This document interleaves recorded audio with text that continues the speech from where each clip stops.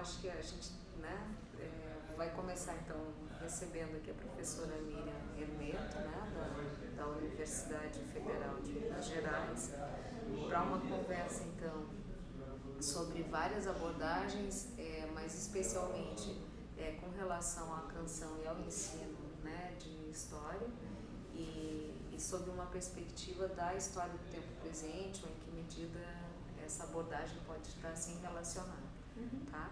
Então a primeira coisa que a gente gostaria, assim, a princípio, de te perguntar é a questão do teu percurso da formação, né, no campo da história, no campo do ensino, né, e da canção especialmente, que tu pudesse nos dizer sobre isso. Então, a minha trajetória é uma trajetória errante.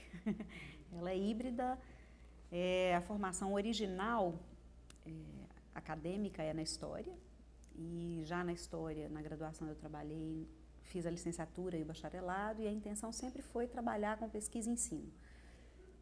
Eu tive a sorte de conseguir manter esse objetivo ao longo da vida. Efetivamente, sempre trabalhei com pesquisa e ensino, desde que me formei, eu não digo desde a graduação. Na graduação eu trabalhei com história oral, com pesquisa em história oral, como bolsista e tal, e não trabalhava com ensino. Eu cheguei a fazer pedagogia um tempo, mas não trabalhei como professora. Imediatamente depois de formada, sim, aí voltei, fiz a licenciatura, em um curto espaço de tempo, e consegui articulando, era meio horário com pesquisa, meio horário com ensino, uma coisa sempre alimentou a outra. E hoje ainda eu acho que isso é o bom, é um dos grandes prazeres da nossa profissão.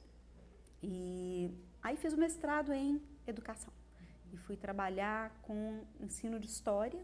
No momento, era então 98, o campo de ensino de história no Brasil estava começando a se formar, os primeiros encontros nacionais de ensino de história são de meados da década de 90, e eu não estava nesse momento em diálogo com as pessoas que compuseram esse campo originalmente. Eu fui trabalhar com epistemologia para tentar entender como é que as pessoas aprendem e tal, e fiz isso do ponto de vista da análise, fiz isso a partir da análise de livros didáticos de história.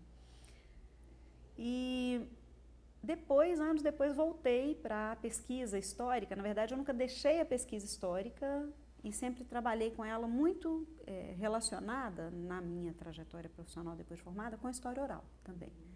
Mas aí voltei para a pesquisa histórica particular, quando fui fazer o doutorado, e aí retomei temas que me eram muito caros desde a graduação, que eram a história cultural, ou naquele momento, que já inserida na linha de história e culturas políticas na UFMG, a gente passou a chamar de uma história cultural do político.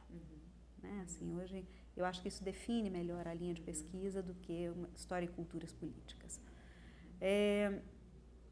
Também, assim, aí eu já trabalhava com formação de professores, então, embora durante o doutorado a pesquisa histórica tenha sido muito voltada, história do tempo presente, Brasil pós-64 e tal, eu mantive a preocupação e a atuação no campo de formação de professores. E pesquisava, então, inicialmente, canção popular brasileira. Então, exatamente o meu recorte inicial do doutorado, era exatamente o momento de construção e fundação dessa instituição, como diz o professor Marcos Napolitano, que veio a ser a MPB, né? A sigla MPB. E aí a música, eu sempre trabalhei com música como professora, né? Levei a música para a sala de aula, como a gente estava brincando mais cedo, não necessariamente numa perspectiva de lúdico, mas sempre numa tentativa, às vezes fracassada, mas numa tentativa de operar com a canção como documento e tal. E aí, na época do doutorado, como eu fui trabalhar com a pesquisa mais sistemática mesmo, com trajetória de cancionistas brasileiros na MPB e tal, eu passei a me ocupar de uma reflexão um pouco mais específica, né, sobre a canção popular brasileira. A pesquisa foi sobre linguagens diferentes, então teatro, música, literatura e tal, mas a canção teve uma parte significativa dessa reflexão. E eu acabei depois, qual que era então o meu envolvimento em termos de trajetória com a canção? Eu talvez seja uma cantora frustrada, que na verdade nunca tentou carreira, então frustrada mesmo, assim, nem nunca tentei. Nunca teve no meu horizonte de expectativas. Cantora de chuveiro, com uma formação erudita, mas uma formação erudita que não me fez musicista. Então, nesse caso, uma trajetória não só errante, mas errada mesmo. Mas tinha essa relação muito afetiva mesmo com a canção popular brasileira. Embora minha iniciação musical, os primeiros anos de estudo de música tenham sido via música erudita, com piano e tal, o afeto, né, o lugar do meu afeto sempre foi a canção popular. E muito especialmente a canção popular brasileira. Eu tenho um amigo que me definia como uma mocinha MPB. Hoje eu não sou mais mocinha, mas continuo uma senhora MPB. E aí é o lugar, né, da minha reflexão, passou a ser o que já era o lugar do afeto. Né? Então, em 2012, eu recebi um convite da Editora Autêntica para fazer o livro Canção Popular e Ensino de História. Foi aí que eu sistematizei essa relação com a canção, né, que vinha, naquele momento, de um projeto prático. O convite veio, inclusive, por ele, não foi por pesquisa, não foi pela atuação como professora na educação básica, mas como pela atuação num projeto que eu fazia junto com um colega de pós-graduação, que era o Ricardo Lima, cantor, ele sim, cantor profissional, que era aula show. Então, nós fizemos algumas aulas show temáticas, uma delas sobre Chico Buarque do Lobo, a outra sobre memória, história e memória, a outra sobre o ano de 1968, e aí nesse caso a gente não trabalhava só com canção popular brasileira, mas canção popular pelo mundo afora e tal. E em função desse projeto, eu recebi o convite da Autêntica para escrever um livro sobre a relação entre canção popular, na verdade sobre música, o recorte da canção foi meu, e ensino. E foi aí que eu sistematizei isso também, né? Sistematizei, enfim. Busquei alguns, né? Algumas reflexões, sistematizar algumas reflexões sobre essa relação que até então era meio ocasional. Né? Gravei, mas tudo informal. Só informal. Só informal, na verdade, tem gravação de estúdio, já tive show e tal, mas nunca como carreira, sempre como hobby, né? Engraçado é que assim, nunca parei de estudar canto também. Estudei desde 13, 14 anos, então fiz canto lírico um tempo, aí depois com 25 eu comecei a estudar canto popular. E nunca parei, mas sempre por hobby. Nunca foi uma atividade profissional. Nunca fui, por exemplo, cantora de bar. Sim. Né? Você nunca fez disso alguma coisa... Não, eu brinco que para mim é a terapia. É uma terapia sem o terapeuta. Eu acho que influenciou e influencia enormemente, assim. Eu me lembro, é engraçado que eu vou lembrei da banca de ontem da professora falando que ele fez uma volta muito grande ao útero, o moço, né, para pensar no som. Eu me lembrei de uma professora de canto que eu tive, que foi a pessoa que talvez mais tenha me ensinado sobre canto na vida, que dizia o seguinte: a voz é o som original. Ele não é só o nosso som primordial, mas ele é o nosso som original, é aquilo que nos caracteriza como ser humano nos sons do universo. E o canto tem a ver com esse gatilho que a gente cria aqui, né? Um gatilho físico mesmo, orgânico. E foi pelo canto que eu, na verdade, cheguei a pensar, a refletir sobre a canção popular brasileira e a tradição oral como algo que é muito maior do que indústria. Na verdade é isso, assim, porque quando eu comecei a trabalhar sistematicamente com canção, em pesquisa, a racionalidade tomou o lugar da afetividade. E foi o fato de cantar que me permitiu equilibrar esses dois braços em análise de canção. Né? E o fato de experimentar a música corporalmente mesmo, né? Assim, acho que isso é interessante, porque eu não sou musicista, não tenho essa leitura de musicista, de estrutura musical, mas a experiência corporal, sim, e isso eu acho que imanta, inclusive, eu acho a maneira como eu lido como professora em sala de aula. E aí, para pensar na tradição oral, uma coisa que eu tenho feito muito com os alunos agora é a tentativa de, na formação, nas atividades de prática de ensino, fazê-los pensar sobre o papel do corpo e a maneira como a gente lida com o corpo enquanto está na sala de aula, enquanto é docente. Né? Essa coisa da percepção de alunos atrás, da emissão vocal que faz os alunos se relacionarem com a gente melhor ou pior, né? Então, a vocalidade, eu acho que é uma preocupação, e é uma preocupação que está espalhada pela pesquisa, pela formação de professores e tal. No que se refere à tradição brasileira, né, eu acho que claramente, tanto em termos de pesquisa também, quanto em termos de experiência, a oralidade sempre foi muito presente na minha formação. Eu não diria que mais presente do que a cultura letrada. É engraçado isso, né? Porque, não, eu sou de uma família que tinha mega biblioteca em casa e tal, mas a minha opção inicial foi pela oralidade, não foi pela cultura letrada. Então, desde muito nova, eu me lembro que saía com minha mãe para a gente fazer pesquisa. Ela foi fazer faculdade quando eu era criança, então fazer pesquisa em feira de artesanato e a conversa com os artesãos. Tinha 7, 8 anos, quando eu comecei a vivenciar isso com ela, sobre os ofícios e tudo mais. Então, essa experiência com a tradição oral, em alguma medida, com a prática de história oral e com a oralidade, também vem desde tenra infância. E isso veio se casar com uma angústia que eu vivi quando entrei no curso de História, que foi a de sentir o ofício do historiador como algo muito solitário. A pesquisa documental, eu me lembro que de início, no curso de História, me pareceu muito solitária. Exatamente. Ela me remeteu absurdamente ao isolamento. Então, a necessidade de lidar com objetos vivos, né, objetos de pesquisa que não eram objetos, mas eram sujeitos vivos, veio daí. E, claro, de algo que já estava comigo, né, desde antes. Essa experiência, talvez, com a oralidade e com a própria canção como forma de expressão, né? Eu brinco, lá em casa a gente brinca muito com essa coisa de frases de canção viram formas de expressão do que se tem no dia a dia, né? Então, a oralidade foi uma espécie de lugar de conforto que eu encontrei para trabalhar com a história como pesquisa e sem o isolamento. Inclusive porque no núcleo de história oral, quando eu fui trabalhar ainda na graduação, eu falava isso com os meninos aqui agora há pouco, nós tínhamos uma experiência nos anos 90 muito semelhante à que vocês têm no LIS hoje, porque efetivamente era um trabalho coletivo, era um trabalho em grupo. Então, mesmo a pesquisa documental que dava origem às entrevistas e que alimentava as entrevistas, ela era feita coletivamente. Então, a oralidade, inclusive, desse ponto de vista da troca da pesquisa, sempre me fez muita falta e sempre me alimentou muito os questionamentos como pesquisadora. Distante. Na retaguarda. Exatamente.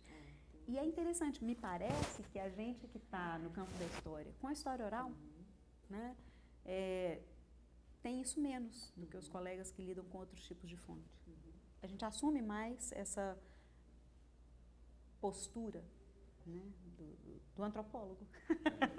Essa que é a história, né, do antropólogo. E eu confesso que isso não me traz nenhum desconforto, muito pelo contrário. É muito confortável. Eu acho que o trabalho com linguagens, com fontes em diferentes linguagens na área de história, não acontece sem interdisciplinaridade. Ele é, por natureza, inter, multi, transdisciplinar. Não pode acontecer sem isso. Tanto porque a gente precisa conhecer a complexidade da produção e da circulação de cada uma dessas linguagens, quanto porque a gente precisa operar em termos metodológicos com essa complexidade. E essa operação metodológica complexa, ela muitas vezes vem de outras áreas, né? Então, a história oral me chegou muito mais. Era um grupo interdisciplinar, o núcleo de história oral, na época era programa de história oral. Tinha gente da antropologia, da ciência política, das ciências sociais, né, da sociologia mesmo. Depois veio a ter gente da educação e tal. E eu me lembro que, eu era nova na época, eu tinha 18 anos, quando as pessoas diziam que o historiador tinha que ter um distanciamento, que aquilo me soava tão estranho, sabe? Porque eu já entrei na pesquisa histórica. Pelo distanciamento. Exato. Físico. Assim, aquilo me parecia tão estranho, porque eu já tinha entrado na pesquisa histórica com aproximação, sabe? E uma aproximação que a história oral traz, que é inegável. Você entra na casa das pessoas para tomar cafezinho, para, né, conversar com a família antes da entrevista e tudo mais. O que você faz com a entrevista em termos de análise não necessariamente significa que você não tenha distanciamento. Ele não é físico, ele não é afetivo, né? Mas o método de pesquisa, né, que não está pronto, nunca está pronto, é um método sempre em construção, interdisciplinar, ele sim, talvez dê a gente algum distanciamento e a possibilidade crítica, né? Não objetividade, mas a possibilidade crítica. Eu enxergo como uma grande contradição do campo, sabe? E como uma grande permanência de tradições. Porque, por um lado, o discurso teórico é cada vez mais o da interdisciplinaridade, o da multidisciplinaridade, o da necessidade de contemplar as identidades contemporâneas, muitas vezes é o da pós-modernidade, né? O discurso é esse. E, efetivamente, na prática, muitas vezes o que acontece é que as pessoas têm o pé atrás com as encrencas, né? As encrencas do tipo, você vai conhecer o seu objeto de pesquisa, você vai se relacionar com ele e... Então, eu vejo como uma grande contradição. E contradição que eu acho que é humana, né? Não acho que é atraso no campo, não acho que penso mesmo que é parte dos conflitos humanos. E pesquisa é isso, né? É produção humana. Então, eu vejo como mais uma das muitas contradições que a gente enfrenta. Como a gente dizia, por exemplo, para a música. Hoje em dia, muito pouca gente tem coragem de dizer que música não é fonte histórica. Tem gente que ainda tem coragem de dizer isso para a história oral. Que precisa tomar cuidado e tal. Com música, não. Mas muito pouca gente trabalha com música, efetivamente. Sabe, assim, mesmo muitas pessoas que trabalham não chegam a trabalhar com a complexidade do documento canção. Eu acho que são contradições mesmo, do fazer pesquisa, que é uma parte do fazer humano. Aí nós estamos num ponto delicado, por uma série de razões, assim, acho que, porque são desafios e possibilidades múltiplos, por várias razões. Técnicas, para começar, né? Nós temos hoje possibilidades técnicas absurdas, mas um domínio técnico quase nulo por parte dos historiadores, e ao mesmo tempo uma dificuldade muito grande, especialmente nesse momento presente que a gente vive de crise das instituições universitárias, de conseguir as alianças necessárias com quem domina a técnica, né? E eu penso mesmo que nós temos um problema grave nesse sentido, porque nós não temos uma formação técnica, nós historiadores. Então eu vejo isso talvez como o maior desafio hoje, né? Além do cultural, talvez mais do que o cultural, esse é um desafio. Porque o cultural a gente encara. Bom, tem gente que pensa assim, tem gente que pensa assado. Se eu tiver coerência, está tudo bem. Mesmo quem não concorda vai acabar aceitando no campo. Mas, tecnicamente, se eu não souber fazer, não adianta nada eu aceitar o desafio. Então, eu vejo esse... E veja, é um desafio muito maluco, porque ele vem da ampliação de possibilidades quase ao infinito, né? Nós hoje temos possibilidades técnicas para criação em história oral como nunca tivemos. Então, é um encontro muito louco entre as possibilidades quase ao infinito e os limites quase ao infinito também da nossa formação. Do ponto de vista epistemológico, eu acho que talvez vivamos hoje um momento muito feliz nesse sentido. Muito menos do que há 20 anos atrás, as pessoas têm coragem de dizer que a história oral não é um campo de pesquisa legítimo, que as fontes orais não são campo de pesquisa legítimo. É claro que a gente vê muito mais pessoas usando fontes orais do que efetivamente fazendo história oral. Isso permanece, né?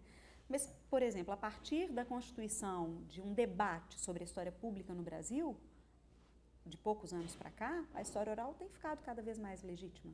É um debate que tem legitimado a história oral, né? Da criação, inclusive, de outros instrumentos de vulgarização, não no sentido pejorativo, mas no sentido de circulação mesmo do conhecimento histórico, que vão desde os canais do YouTube, as possibilidades de construção de blogs, vlogs e de páginas nas mídias sociais e tal, até as revistas de circulação pública, né? A Revista de História da Biblioteca Nacional, a História Viva e tal. Eu acho que temos hoje um momento muito feliz que possibilita mesmo a ampliação da pesquisa em diferentes linguagens e da circulação dos resultados. Mas vivemos limitações muito graves. Eu penso que, nesse momento, limitações muito graves, mais de caráter técnico do que epistemológico. Eu não chego a ter uma trajetória dentro disso, especialmente com a canção mesmo. O que talvez eu possa dizer a esse respeito, né, da trajetória da canção nesse percurso historiográfico, né, e do desenvolvimento de campos de pesquisa historiográfica, é que o documento canção, ele só, me parece, ele só ganha maturidade mesmo, tanto o documento canção quanto a canção como objeto de pesquisa na história do Brasil, e eu estou pensando especificamente na história do Brasil, de 10 anos para cá. Sabe assim? Então, não é que não haja pesquisa sobre canção antes disso, sempre, né, assim, a gente pensa, inclusive, fora da historiografia tradicional, memorialistas, a gente tem um trabalho genial do Tinhorão, por exemplo, né? Mas na historiografia, a canção, tanto como fonte quanto como objeto, me parece, só se legitima e só efetivamente se realiza nos últimos 10 anos, 10, 15 anos. E eu acho que isso tem a ver com a maturação mesmo do campo. Talvez a canção tenha se encontrado muito mais na história, como a partir da história cultural do que da história social. Porque a partir da história cultural, eu tenho a impressão que os métodos de análise da canção foram mais pensados. Essa coisa da complexidade da própria fonte e dela como produto cultural foram mais refletidos do que exatamente sobre a sua circulação social. Acho que houve uma mirada para dentro. A perspectiva da história social, de circulação da canção, foi acrescida, me parece, na história cultural, de uma mirada para dentro da canção mesmo. Que fonte é essa, quais são as especificidades, e que dá a ela uma outra cara como objeto. Exatamente, que dá a ela uma outra cara como objeto, inclusive para se pensar a circulação. Né? E, ao mesmo tempo, porque a história do imaginário, né, pensar o imaginário e tal, isso vinha, talvez, da história social já. É interessante, né, porque é um conceito da história cultural, mas essa circulação da canção, não como imaginário, mas já era pensada nessa perspectiva. E para o Brasil isso é muito forte, né? É o que a gente discutia um pouco mais cedo. O Brasil é um país de tradição oral, ele não é um país de cultura letrada tão forte. Então, a canção vem trazer o uso da canção e a legitimação da canção como tema e como fonte, né, como objeto, como fonte de estudos, vem trazer, eu acho, uma ampliação das possibilidades de pesquisa e das interrogações muito grande. Né? Quais são as representações que esse país tem sobre si? Quais são as representações que esse país divulga sobre si para outros, né? Talvez, por exemplo, o que o pessoal da fotografia foi fazer com cartão postal, anos antes da gente pensar a canção, né? Uma das possibilidades temáticas que nos aparece. Cruzamentos simbólicos, exatamente. E, ao mesmo tempo, uma outra visão sobre temas tradicionais da história. Nunca se pensou na indústria brasileira, do ponto de vista da indústria fonográfica, até o trabalho da Márcia Tosta Dias. Né? Então, assim, a indústria fonográfica é parte da indústria brasileira. Ela tem a ver com a construção de uma modernização conservadora na ditadura militar e com a divulgação e a construção de um imaginário sobre esse país como nunca antes. Né? Então, acho que houve mesmo uma ampliação com a maturação desses conceitos e mesmo com a transformação desses conceitos, com a migração de campos de pesquisa, uma ampliação das possibilidades de pesquisa também. É engraçado isso, né? Porque a gente acaba fazendo esses passeios por campos diferentes e eles se articulam. Eu comecei a trabalhar na história oral, então, numa vertente bem francesa. Era o pessoal do IHTP, né? Instituto de História do Tempo Presente. Então, a ideia do tempo presente, já nos anos 90, me foi muito cara. E pensar isso do ponto de vista da constituição de uma historiografia pela memória, que tomava a própria memória como objeto. Né? E reflexões sobre as categorias de memória. Né? Eu me lembro que, lá nos anos 90 mesmo, a vinda do Rousseau para cá, o que era a tal memória enquadrada, quais são as possibilidades de pensar a memória coletiva do ponto de vista do enquadramento e tal. Depois apareceu Cortelli, também ainda nos anos 90, que continua sendo das grandes referências do campo, né, de história oral. A gente fez uma oficina com o Portela no Núcleo de História Oral nos anos 90. E aí vieram outras possibilidades de pensar a própria metodologia, né? A metodologia da história oral. Ele não falava ainda naquele momento da história oral arte, na vertente arte, mas já questionava muito duramente essa necessidade de objetividade, né, que os historiadores impunham à prática da história oral.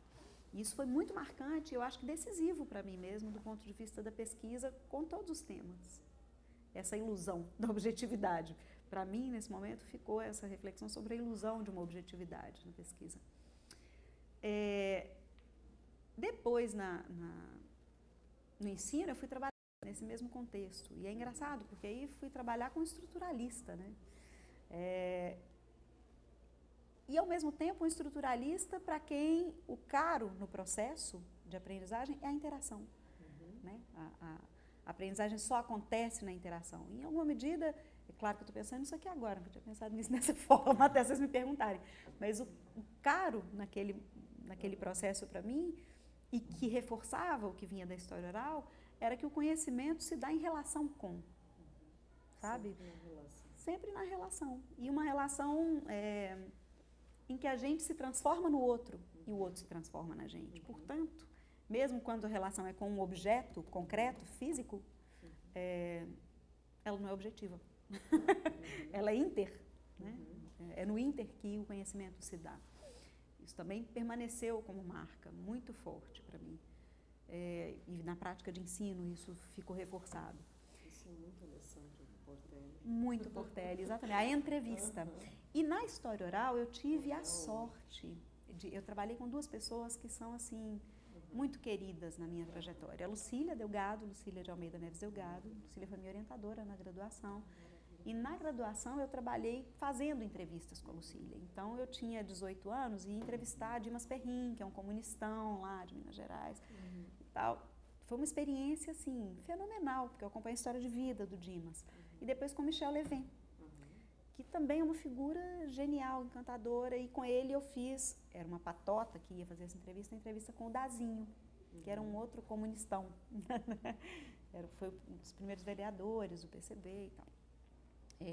Então, fazer entrevista e com pessoas tão sensíveis à metodologia de história oral e a essa possibilidade da entrevista, né, entre barra vista, como o Portela propõe, isso me formou muito nova ainda. E depois, no momento em que o professor Michel Levin coordenava o Núcleo de História Oral, nós tivemos um grupo de estudos que, é engraçado, que se você me perguntar teoricamente hoje como é que era isso, eu não sei, eu já não me lembro porque eu nunca mais estudei. Mas era um grupo de estudos com o pessoal da psicologia e da sociologia, e o nosso eixo era psicossociologia, na vertente francesa também.